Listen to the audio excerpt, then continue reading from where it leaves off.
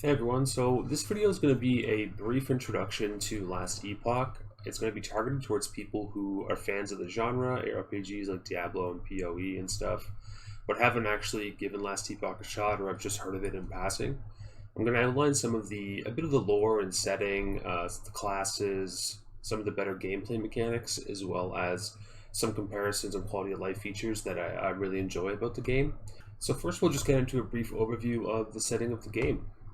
So Last Epoch takes place in a fantasy world that's not dissimilar to other ARPGs, but what makes it unique in that regard is that there is an essence of time travel. So the Last Epoch itself is supposed to be like a relic that's intertwined with fate, and your hero, you can almost think of like Marty McFly. You're going forward and backward in time to try and prevent a terrible future. So on the screen you can see the various threats that are listed. The first one's Rhea, which is kind of like in the fantasy timeline, and then as it goes forward, it's kind of in reverse order on the site. You have the Immortal Empire, the Void, and the Void is the ultimate terrible future, you could say, and the Immortal Empire is kind of that middle ground where things are really starting to take a dark turn. So when you start Last Epoch, you get to pick from 5 classes. They are kind of reminiscent of other ARPGs. They fit in the general archetypes. The Primalist is kind of like a barbarian druid mix. An acolyte's like a necromancer, basically. And then you have Sentinel, which is like a mix of a warrior paladin kind of deal. Your rogue is your typical archer assassin hybrid. And then the mage is a mage. You know, he has different magical abilities of various elements. But as you go down, so there's a cool breakdown here of all of the, you could say, if you're a PoE fan, you could say ascendancies. It's a good breakdown of different archetypes, and there's hybrids between minion builds. There's like builds that have melee and minions. You have mage melee hybrids. You've got pure mages. You've got great, like the Necromancer is a great fun minion build. Super fun. I did a build video on that. You can build it a lot of different ways. Once I get into kind of how these skill trees work, you'll kind of see what I mean. But even in each of these specialties, there's a lot of different ways you can build the character, which is very fun and interesting in my opinion, and keeps replayability good.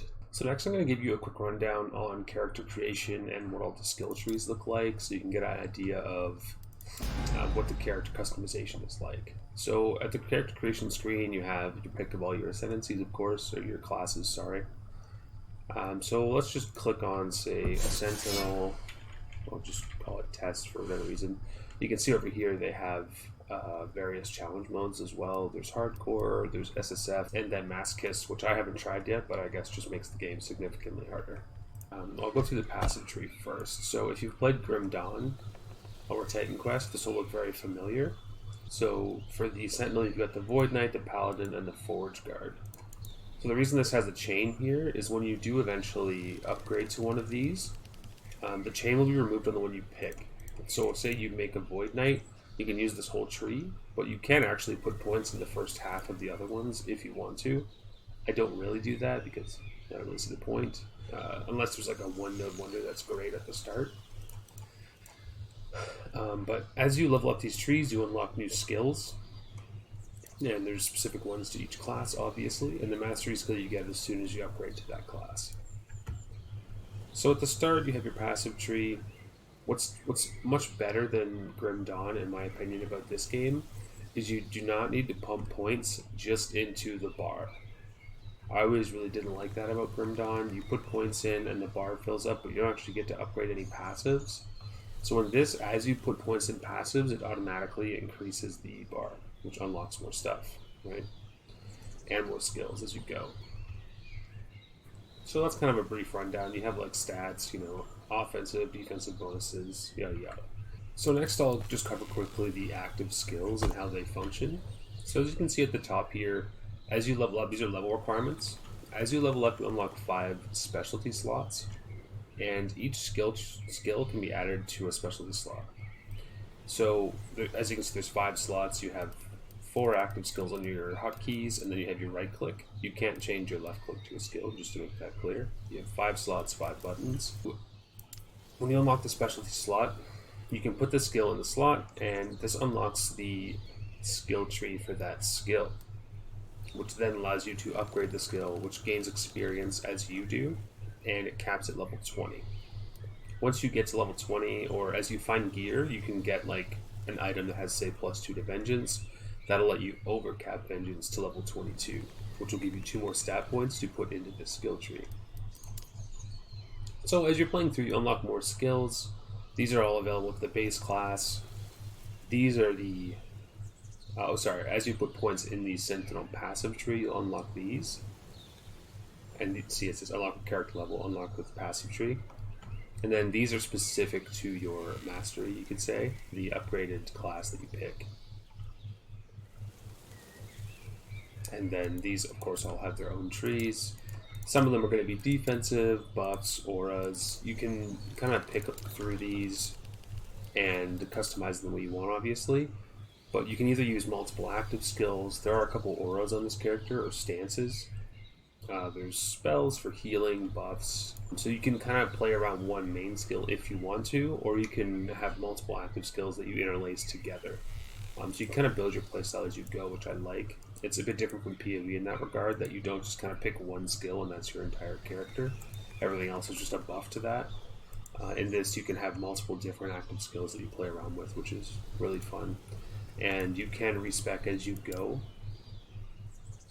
So once you specialize into one, here I'm just going to swap to a different character quickly here, and I'll show you how the respec works. So here we have a level 60 mage. You can see all my skills here. I have all the slots unlocked. You can see the level of specialization that I have. So this is, I think, teleport. This generates mana. This is my main spell. Right.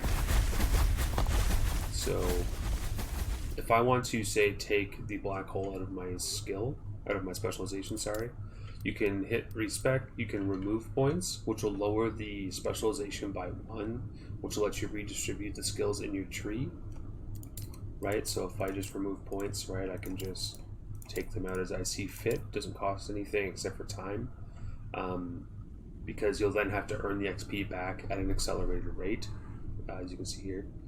Accelerate XP gain to level 16 because I've already earned that, and then I took the points out. So now as I play, I'll quickly get those points back, and then I can put them wherever I want them. Or you can straight up just despecialize the skill if you want. Right, and then I can pick a new one. Right, say I want Elemental Nova, boom. And then as you level up, you also get a minimum level.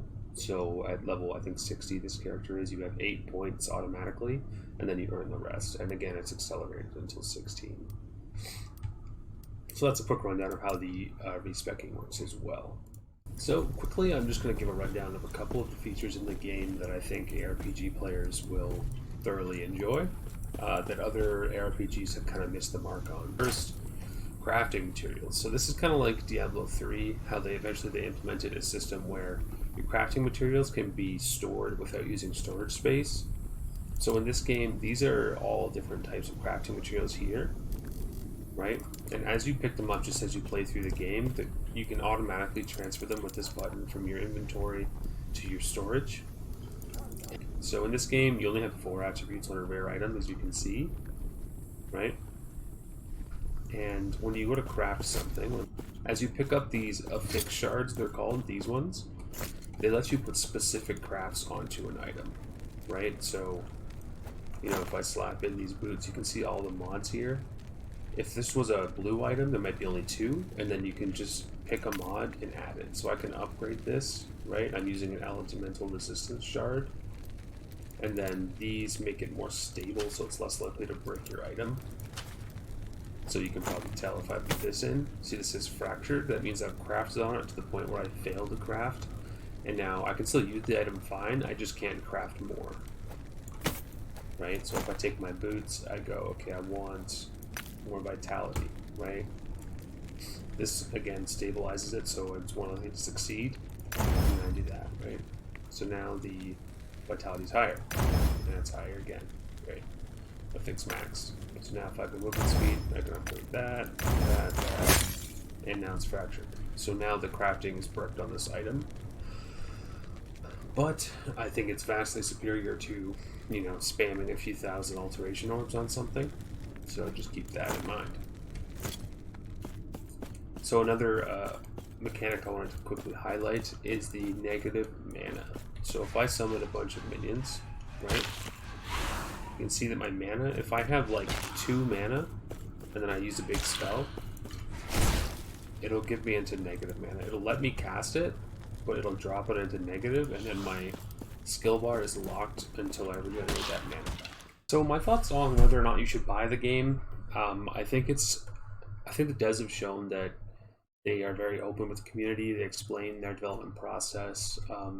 Through the mechanics in the game, they have shown that they're paying attention to other ARPGs and trying to build a very high quality product, and they're clearly fans of the genre. So I think if you're big into ARPGs, it's definitely worth giving it a shot. Of course, you might want to wait for 1.0 because I know a lot of people aren't into early access for good reason.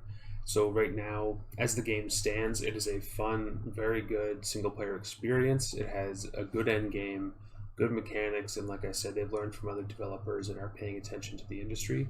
So I would definitely give the game a shot, honestly. Right now, it's probably a solid like 8 out of 10. And after we see how they implement multiplayer and trading, I think if those go really well and it's relatively bug-free, it's smooth gameplay, you don't have to use any external factors, which I believe they've already said they're not going to do.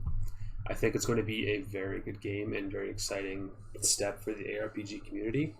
So those are just my thoughts on whether or not you should give the game a shot. I don't think you have any worries in regards to failure stories like Wolcen that kind of went into dev hell and the devs didn't really seem to know what they were doing. Yeah, it's a great game and worth a shot. So if you're interested, I would definitely recommend buying it, or at least buying it when 1.0 comes out if everything goes great until then. So guys, thanks for checking out the video. I know it was kind of long-winded, but it just went over all the basics as you saw. For anyone interested in buying the game or looking into it, for fans of the genre, I thought it would be a good way to highlight all the stuff you might be interested in seeing. So I hope you enjoyed it. If you do want to see some combat, like more fast-paced gameplay, feel free to check out a different video. I've got a build guide for Necromancer up there. You can check out a minion build and what combat looks like in the game.